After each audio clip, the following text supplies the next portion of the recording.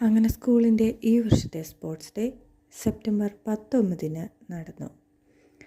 ദീപശിഖയേന്തി school ലീഡറും മറ്റു കുട്ടികൾ പിന്നാലെയുമായി കരിയംപ്ലാവ് ജംഗ്ഷനിൽ നിന്നും സ്കൂളിലേക്ക് വന്നു.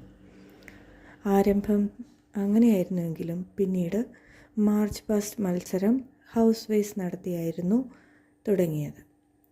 സ്കൂൾ ഗ്രൗണ്ടിൽ നിന്നും കുട്ടികൾ ഓരോ ഹൗസായി ക്യാപ്റ്റൻ, വൈസ് ക്യാപ്റ്റൻ എന്നിവരോടൊപ്പം മാർച്ച് പാസ്റ്റ് നടത്തി. പ്രസ്തുത ചടങ്ങിൽ അതിഥിയായി എത്തിയിരുന്നത് പൂർവ്വ വിദ്യാർത്ഥിയും മെമ്പറുമായ ബിനോജ് അവറുകളായിരുന്നു. അദ്ദേഹം പരിപാടി ഉദ്ഘാടനം നിർവഹിച്ചു.